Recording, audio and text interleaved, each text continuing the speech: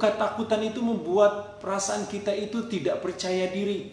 Ketakutan membuat kita tidak ada damai sejahtera. Dan kadang-kadang ketakutan itu membuat kita bisa melakukan hal-hal yang tidak baik, yang tidak berkenan kepada Tuhan. Itu sebabnya kita harus keluar dari zona ketakutan yang sering menimpa kehidupan kita. Manusia pasti akan mengalami ketakutan. Namanya ketakutan itu tidak memandang bulu. Ada yang miskin, ada yang kaya. Oh, semuanya pasti pernah mengalami ketakutan. Saya banyak kali konseling dengan orang-orang yang kaya, tapi juga mereka merasa ketakutan. Ada yang merasa takut tentang anaknya, ada yang merasa juga sampai khawatir tentang pekerjaan dengan usaha. Mereka diliputi dengan ketakutan, bahkan kekhawatiran yang begitu kuat. Tapi firman Tuhan pada malam hari ini berkata kepada kita untuk kita keluar dari zona ketakutan. Karena ketakutan ini tidak dikehendaki oleh Tuhan. Ketakutan ini akan membuat kita lemah iman kita. Itu sebabnya kita harus keluar dari zona ketakutan. Mari kita akan membaca firman Tuhan sehubungan dengan tema kita pada malam hari ini. Kita akan baca di dalam 1 Raja-Raja pasal 19 ayat yang pertama. Dia berkata begini, Elia ke Gunung Horeb. Ketika Ahab memberitahukan kepada Isabel segala yang dilakukan Elia dan perihal Elia membunuh semua nabi itu dengan pedang, maka Isabel menyuruh seorang suruhan mengatakan kepada Elia, beginilah kiranya para Allah menghukum aku, bahkan lebih lagi daripada itu jika besok kira-kira pada waktu ini aku tidak membuat nyawamu sama seperti nyawa seorang dari mereka itu. Maka takutlah ia di sini adalah Elia, lalu bangkit dan pergi menyelamatkan nyawanya. Dan setelah sampai ke Beersheba yang termasuk wilayah Yehuda, ia meninggalkan bujangnya di sana. Tetapi ia sendiri masuk ke padang gurun sehari perjalanan jauhnya, lalu duduk di bawah sebuah pohon arar.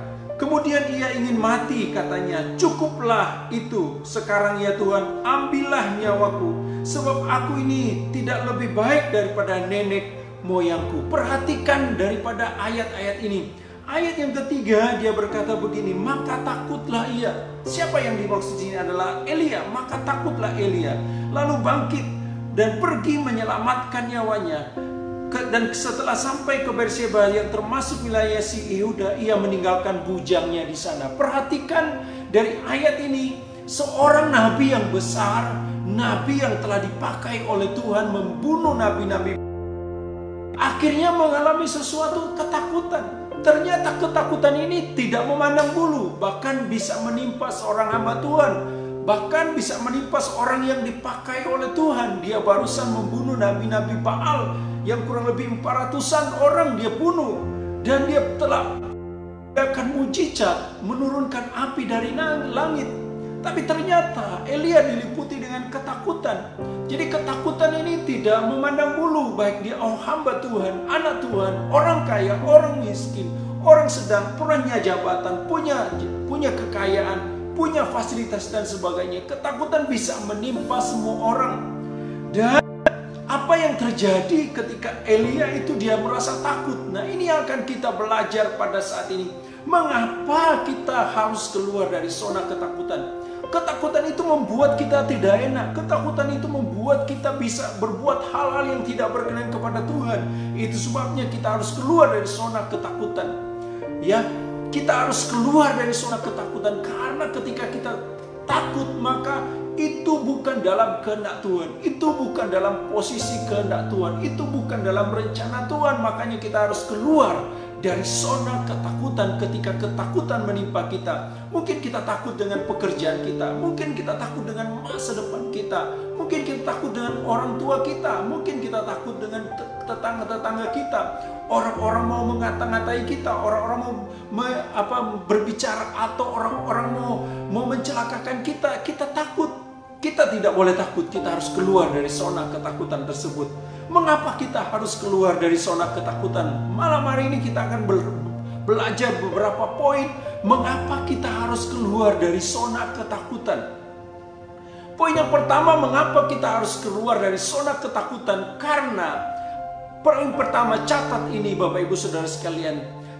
Apa yang kita takutkan belum tentu akan terjadi dalam kehidupan kita. Sekali lagi, mengapa kita harus keluar dari zona ketakutan? Karena apa yang kita takutkan belum tentu akan terjadi dalam kehidupan kita. Coba kita lihat di dalam ayat ini. Ketika Elia membunuh Nabi Baal, ada sekitar 400-an orang dibunuh oleh Nabi Baal, dan Elia mengadakan mujizat menurunkan api dari langit. Lalu Isabel adalah istri dari Raja Ahab. Dia menyuruh orang untuk pergi kepada Elia dan berkata, "Aku akan membunuh engkau." Waktu Elia mengetahui hal itu, apa yang terjadi? Takutlah ia. Tapi pertanyaannya, apakah ancaman Isabel itu benar-benar akan terjadi? Belum tentu Bapak Ibu Saudara sekalian. Kita tahu bahwa Elia punya kuasa yang Tuhan berikan kepada dia. Kita tahu bahwa Elia itu adalah nabi Tuhan yang luar biasa. Dia bisa menurunkan langit dan bisa memerintahkan dan berkata bahwa hujan turun, maka hujan itu turun. Tetapi kenapa perkataan dari Isabel itu dia takut? Dia takut dengan perkataan. Sebenarnya dia tidak boleh takut, karena perkataan daripada Isabel itu belum tentu akan terjadi dalam hidupnya. Karena dia punya Tuhan, karena dia punya Allah yang hidup, Allah yang berkuasa. Kenapa dia harus takut? Dia takut akan hal itu. Jadi ketakutan yang di dalam diri Elia itu belum tentu akan terjadi. Isabel belum tentu akan membunuh Elia. Isabel hanya menggertak akan Elia. Belum tentu Isabel akan melakukannya. Mungkin Ahab bisa menghalangi Isabel untuk membunuh Elia. Belum tentu.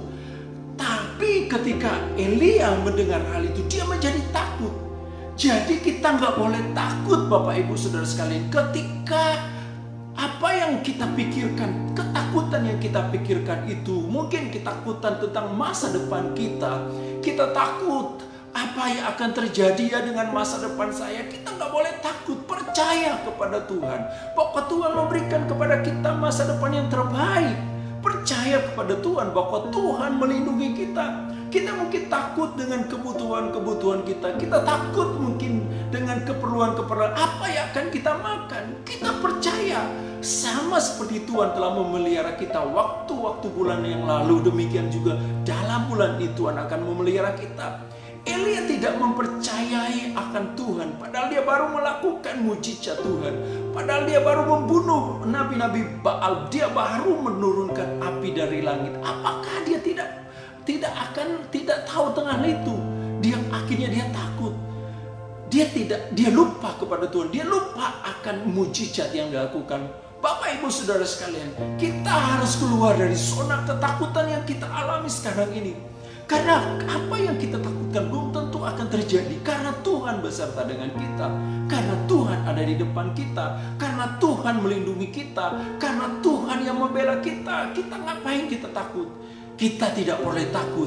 Apa yang kita pikirkan itu belum tentu akan terjadi dalam hidup kita. Amin Bapak Ibu Saudara sekalian. Poin yang kedua, ya, mengapa kita harus keluar dari zona ketakutan? Poin yang kedua, catat ini Bapak Ibu Saudara sekalian. Karena ketika kita takut, maka kita bisa mengambil keputusan-keputusan yang salah dalam hidup ini. Coba kita perhatikan apa yang dilakukan oleh seorang nabi besar. Maka takutlah ia, lalu bangkit dan pergi menyelamatkan nyawanya. Dan setelah sampai ke Berseba, termasuk wilayah Sidon, ia meninggalkan bujangnya. Perhatikan, dia tinggalkan bujang, dia takut. Dia takut dan dia ambil keputusan, dia harus melarikan diri. Ayat yang kelima dia berkata begini. Ayat yang keempat, tetapi ia sendiri masuk ke padang gurun sehari perjalanan jauhnya. Bahkan dia sendiri masuk ke padang gurun, padahal Tuhan tidak menuntun dia untuk masuk ke padang gurun. Dia mengambil keputusan untuk dia masuk ke padang gurun. Ketika kita takut, maka kita membiarkan diri kita untuk masuk di dalam padang gurun. Padang gurun itu enak apa tidak? Pasti tidak enak Bapak Ibu Saudara sekalian. Makanya kita harus keluar dari zona ketakutan. Karena ketakutan itu membuat membuat kita mengambil keputusan yang salah. Ketika kita takut dengan orang tua kita takut dengan pekerjaan kita takut dengan mungkin di rumah, kita takut ada hantu di rumah ini, aku takut. Kita ambil keputusan, aku tidak mau tinggal lagi di rumah ini, aku takut ada hantu di rumah ini. Mana?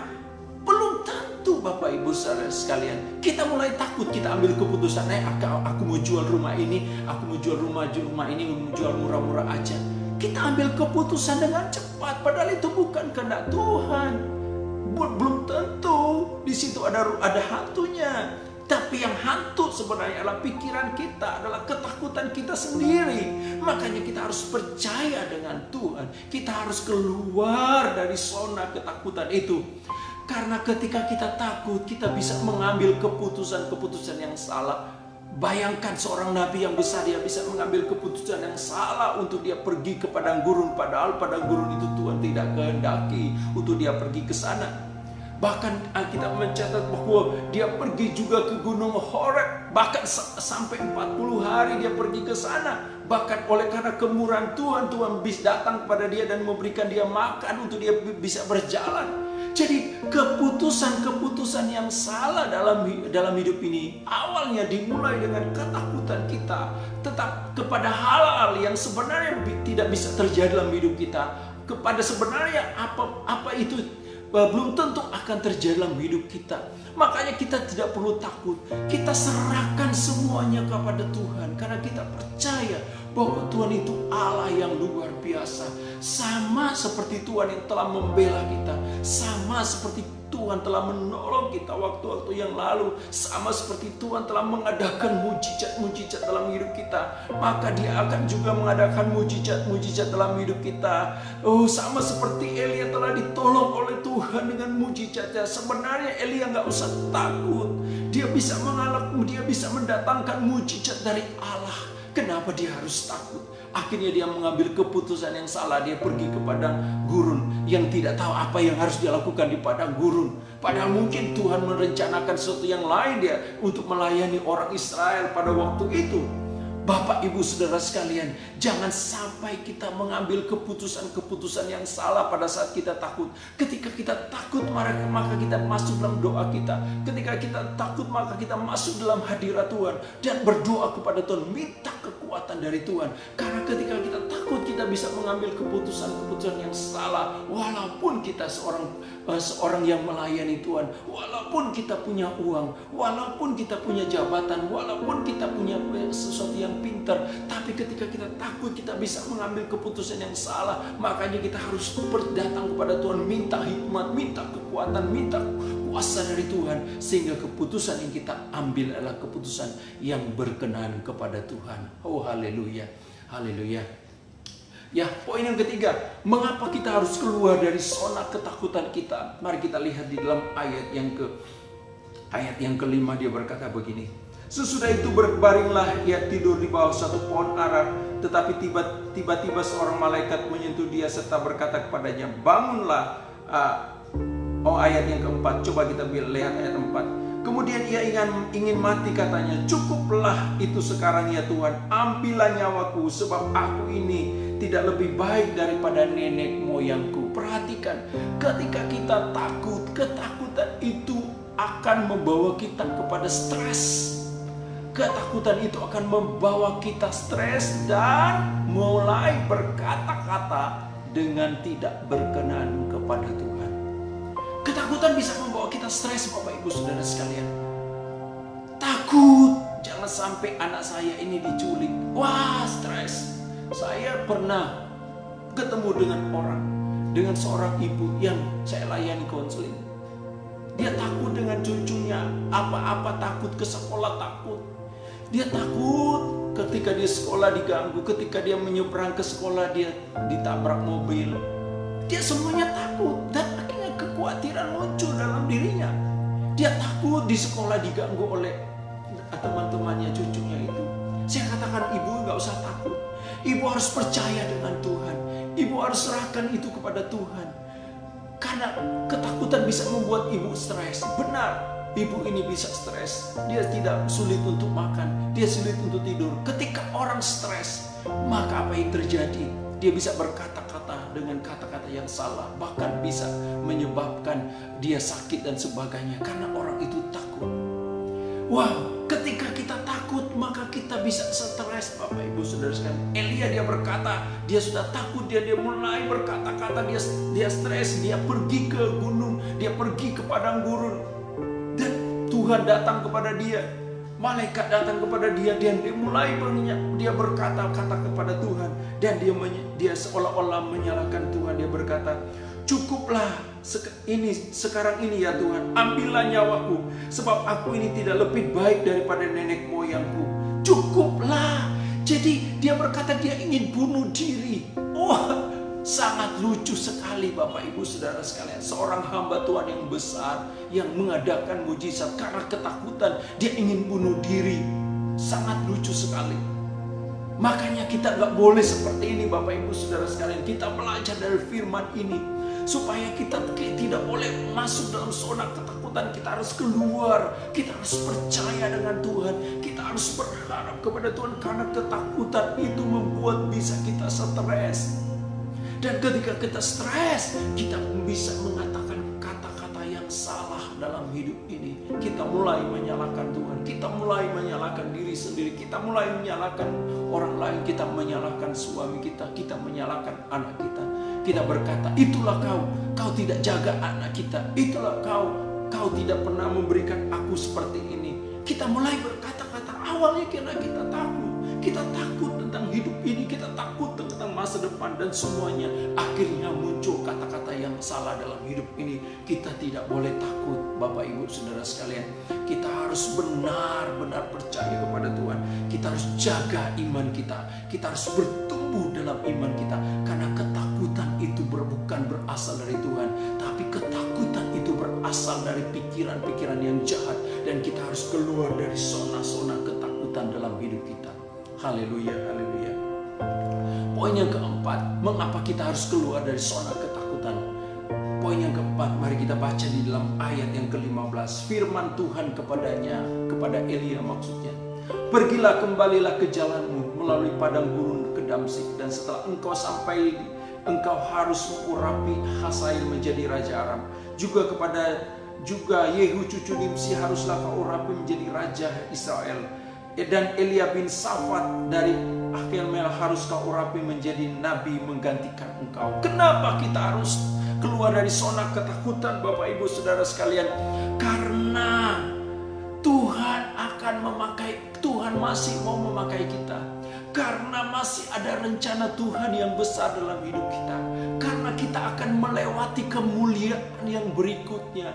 Karena kita akan melewati sesuatu janji Tuhan yang berikutnya. Kalau kita terus hidup diliputi dengan ketakutan, maka kita tidak akan memandang rencana Allah. Kita tidak memandang pemakaian Tuhan dalam hidup kita. Makanya kita harus keluar dari zona ketakutan. Dan firman Tuhan datang kepada Elia. Dia berkata, pergilah, kembali ke jalanmu. Dia berkata, kembali ke jalanmu Elia. Kembali kepada zona keberanianmu Elia. Kembali kepada apa yang ada padamu Elia. Engkau harus kembali kepada zona keberanianmu. Engkau harus kembali kepada zona keyakinanmu Elia. Engkau harus kembali kepada zona kepercayaanmu Elia. Bahwa engkau harus ada pekerjaan yang harus engkau lakukan. Ada pelayanan yang harus engkau lakukan. Engkau harus mengurapi seorang raja di Aram. Engkau harus mengurapi Yehu cucu Nimsi sebagai seorang raja. Dan engkau harus mengurapi Elisa yang akan menggantikan engkau. Masih ada berapa pekerjaan yang Tuhan taruh dalam kehidupan Elia. Selama Elia berada di padang gurun, di Gunung Horeb, dia diliputi dengan ketakutan dan berhari-hari dia ada di sana, dan rencana Tuhan tidak bisa terjadi dalam hidupnya. Dia diliputi dengan ketakutan. Tapi akhirnya Tuhan datang kepada dia, Elia, kamu harus kembali ke jalanmu. Bapak Ibu Saudara sekalian, kalau Anda sekarang ini sedang berada dalam ketakutan, bahkan mungkin ada dalam kekhawatiran, bahkan mungkin ada dalam zona-zona yang tidak baik, firman Tuhan datang kepada engkau pada saat ini, bahwa engkau harus kembali kepada jalanmu. Engkau harus kembali kepada keberanianmu. Engkau harus kembali kepada keyakinanmu. Engkau harus kembali kepada imanmu. Apakah engkau telah meninggalkan iman sekarang ini? Apakah engkau telah dalam ketakutan sekarang ini? Apakah engkau sedang dalam lemah sekarang ini? Engkau harus kembali kepada kekuatanmu, karena masih ada hal-hal yang Tuhan akan berikan dalam hidupmu. Karena masih ada hal-hal yang besar yang Tuhan rencanakan dalam hidupmu. Karena ada sesuatu yang dahsyat yang Tuhan akan berikan dalam hidupmu. Engkau harus kembali, karena ada pekerjaan-pekerjaan yang besar yang Tuhan akan berikan dalam hidupmu. Engkau harus kembali kepada zona-zona ketakutanmu. Engkau harus kembali dan masuk kepada zona-zona keberanianmu. Engkau harus kembali kepada Tuhan dan menyerahkan semuanya. Dan firman Tuhan datang kepada Elia, engkau harus bangkit lagi, kembali lagi dalam pelayananmu, kembali lagi dalam keyakinanmu, kembali lagi dalam firman yang Tuhan berikan dalam hidupmu. Sama seperti dia berbicara kepada Elia, demikian juga dia berbicara kepada engkau saat ini. Engkau harus kembali kepada keyakinanmu. Engkau harus kembali kepada imanmu. Engkau harus kembali kepada kepercayaanmu untuk engkau kuat di dalam Tuhan, untuk engkau maju bersama dengan Tuhan. Karena ketika kita takut, ketika kita khawatir, maka kita tidak menggenapi rencana Allah dalam kehidupan kita.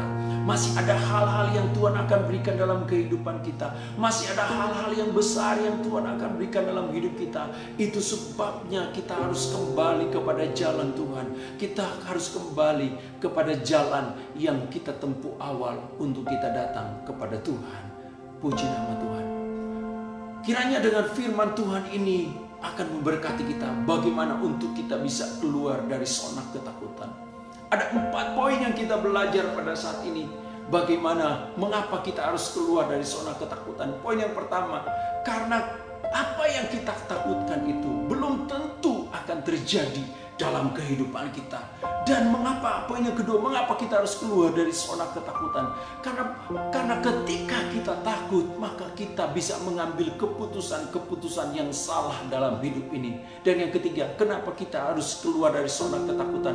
Karena ketika kita takut, maka kita membuat kita bisa stres dan bisa mengeluarkan kata-kata yang tidak baik, kata-kata yang menyakiti Tuhan, kata-kata menyakiti orang lain. Dan yang keempat, kenapa kita harus keluar dari zona ketakutan?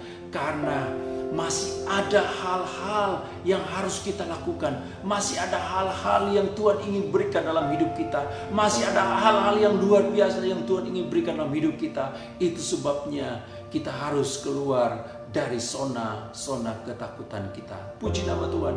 Kiranya dengan firman Tuhan ini kita semua diberkati